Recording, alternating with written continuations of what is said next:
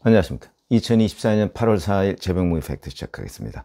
한동훈 국민의힘 대표가 어제 TV조선 강적들이라는 코너에 나와서 윤석열 대통령과의 독대에 대해서 입장을 밝혔습니다. 그러니까 그게 이루어진 경위, 그 다음에 그 내용 관계를 어떻게 정의하는지 뭐 이런 부분에 관해서 말을 했는데, 그 부분을 제가 좀 부연 설명을 드리겠습니다. 거기에서 한동훈 대표가 윤석열 대통령과의 관계를 현재는 어떻게 보고 있고 앞으로도 어떻게 생각하고 있구나, 그리고 거기에 따른 한계까지를 말씀을 드리겠습니다. 자, 우선 제가 뵙자고 했다 이렇게 얘기했습니다. 그러니까 본인이 요청을 했다는 거고요. 그리고 대통령실에서 서로 간의 필요성을 알았다. 과거의 친소관계로 만난 게 아니라 대통령과 집권당 대표라는 공적 지위로 만난 것 아닌가, 이렇게 얘기를 했고요. 독대 회동 시간이 10분이었냐 1시간 30분이냐 뭐 이런 질문을 받았습니다. 그러니까 1시간 40분 된 것 같다. 말씀을 나누다 보니 길어져서 회동을 마치고 나오니 12시 40분이었다. 11시쯤부터 들어갔다는 거거든요. 그래서 12시 40분이었다 이렇게 얘기를 했고요.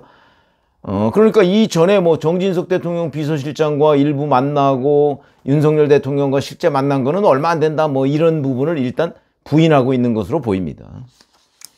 그 다음에 회동 시간이 10분이니 10초니 하는 얘기가 나오는데 10년이 지나면 기억이 되겠냐? 아마 중요하지 않다 뭐 이런 의미인 것 같고, 중요한 건 큰 틀에서 협력이 이루어지고 있고 같은 목표로 가고 있다는 것이다. 사실 공개할 계획이 있지 않았다. 이건 이제 만났다는 사실을 공개할 계획을 얘기하는 것 같습니다. 지금 당정 관계는 시너지를 낼 관계다. 자유롭게 만날 수 있는 관계가 오히려 낫다고 본다. 그러니까 또 이런 질문을 받았습니다. 제3자 추천 특검안이나 정책위장 문제가 거론이 됐냐라는 질문을 받고는 앞으로 협의할 상황에서 비공개 회의에서 있던 얘기를 미주알고주알 말하는 건 적절하지 않다, 이렇게 얘기했고요. 우리가 당대표 지지율, 당 지지율이 90%, 99%를 받는 정당이 아니다. 이게 당대표 같군요. 90%는 이재명, 99%는 조국 뭐 이런 거 얘기하는 거 아닙니까? 이 정당의 시스템 안에서 저는 충분히 설명드릴 것이고 이것을 말하는 게 논리적 정치적으로 우리 당에 유리하다고 생각한다. 근데 이것은 아마 제3자 추천 특검법, 해병대원 특검법을 얘기하는 것으로 보입니다. 그러니까 본인이 여전히 제3자 추천 특검법에 대해서 긍정적인 생각을 가지고 있다. 다만 이걸 뭐 당장 낼 게 아니고 당내에서 좀 토론을 해봐야 되겠다. 그건 그동안에 쭉 해왔던 입장이죠. 그 입장에서 변함이 없다, 이걸 밝힌 것으로 보이고요. 이재명 후보의 사법 리스크에 관한 질문에는 재판 결과가 나오면 대중들이 현타가 올 것이고, 이 현타라는 게 요즘 젊은이들이 얘기하는 현실 자각 타임이라는 겁니다. 그러니까 현실임을 안다는 거죠.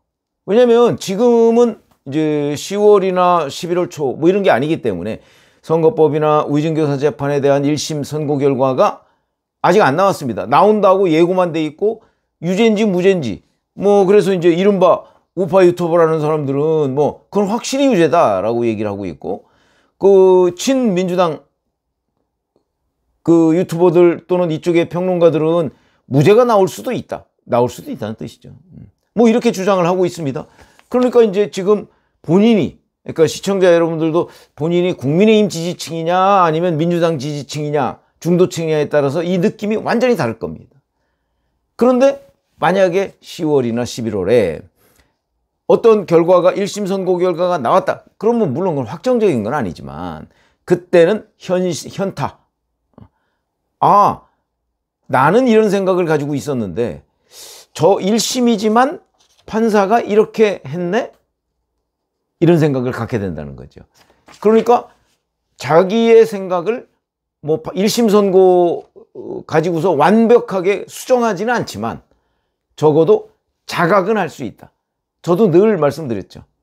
실제 무슨 혐의가 있는 것과 1심 선고가 내려지는 것과 3심 확정이 되는 것, 이게 다 엄청난 차이가 있습니다. 특히 이재명 후보의 경우에는 그렇습니다. 왜 그러냐? 만약에 유죄가 나왔을 경우, 그리고 확정됐을 경우에는 이재명 후보가 지금까지 생각하고 있던 2027년 대선 출마 자체를 못합니다. 그렇기 때문에 이게 얼마나 중요한 일입니까? 그러면 1심에서 유죄가 나왔다는 뜻은 확정은 아니지만 2027년 3월에 대선에서 출마를 못할 가능성, 이게 0에서 지금은 0으로 보인다. 이제 아마 지지자들은 그렇게 생각할 겁니다. 0이라고. 근데 아무리 지지자를 할지라도 1심에서 유죄 선고가 나오면 대선에 출마 못할 가능성이 한 40%쯤으로 높아진다는 거죠. 이게 현타입니다. 현실 자각. 굉장히 중요한 얘기죠. 근데 그거를 이제 지금은 본인은 그렇게 안 믿고 있는 사람들은 에이, 아니야. 이렇게 얘기하죠. 근데 이거는 그럼 현타라는 거는 뭘로 알 수 있느냐? 저희들은 과거 그런 과정을 다 지켜봐 왔지 않습니까? 기자로서. 아, 이게 뭐 한참 다툴 때는 별 의미가 없는 것처럼 보이는데 실제 현실이 됐을 때는 대단히 정치적 의미를 갖더라. 과거 노무현 대통령이 그 참모들한테 그런 얘기를 많이 했습니다. 죽어봐야 저승 맛을 알겠냐? 이거 뭐 그 조경태 의원이 많이 쓰는 말인 것처럼 알려져 있지만 사실 그 원조는 노무현 대통령입니다. 그러니까 뭐 꼭 현실이 닥쳐봐야 아냐. 그걸 충분히 예상해서 대처하는 것이 정치인이다. 이런 뜻입니다. 자, 그런 점에서 본다면 이제 이걸 한동훈 대표 이렇게 얘기를 했고요. 그 현타가 오면 그런 시기에 우리 국민의힘은 좀 더 민심에 다가가는 정당으로 평가받을 것이다. 뭐 이건 이제 뭐 기대를 반영한 얘기겠죠. 자, 그러면 이제 강적들에 나와서 한동훈 대표가 얘기한 뭐 전체적인 흐름을 보면 공적 지위 또는 공적이라는 걸 여러 번 강조했습니다. 그거는 앞으로 윤석열, 한동훈의 관계가 과거 윤석열 사단의 일원이다. 이 관계, 이런 생각을 벗어나라. 아마 이런 걸로 보입니다. 굉장히 중요한 의미를 갖고 있지만 윤 대통령이 그런 생각을 벗어나느냐가 더 중요할 수 있습니다. 그런 점에서 본다면 한동훈 대표가 윤 대통령에게 이 공적 관계가 왜 중요하다, 그렇게 설득을 하려고 하면 안 되고 자연스럽게 그 관계를 윤 대통령이 현타, 자각할 수 있도록 자주 만나서 이 얘기를 해야 되는 게 그게 정치력이다. 저는 그렇게 보고요. 그런 점에서 본다면 뭐 한동훈 대표가 이 부분에 대해서 가지고 있는 그 인식이 뭐 그렇게 그 불합리하지 않다 하는 거고요.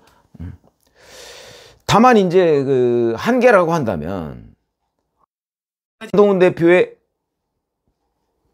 그 대통령실과의 관계 설명이 너무 좀 총론적입니다. 자꾸 민심 얘기하는데 대통령실이 생각하는 민심은 한동훈 대표가 생각하는 민심하고 조금 다를 수 있습니다. 그 점을 한동훈 대표가 알아야 그걸 어떻게 맞출 것이냐. 왜냐하면 대통령실은 민심이 이거라고 생각하는데 그게 반드시 여론조사? 그렇지도 않습니다. 이 여론조사 틀려 라고 생각하는 쪽이 있게 마련이거든요. 그래서 그 부분에 대한 서로의 인식의 차이를 조율하는 것이 대단히 중요하다 하는 거하고, 내년 9월이면 이제 대선 출마하려면 사퇴해야 됩니다. 그까지 전국 규모의 선거가 없거든요. 그래서 이 전국 규모 선거가 없는 상황에서 어떤 실적을 보일 것이냐, 이것도 지금부터 연구해야 될 상황이다. 제가 이렇게 말씀을 드리겠습니다. 고맙습니다.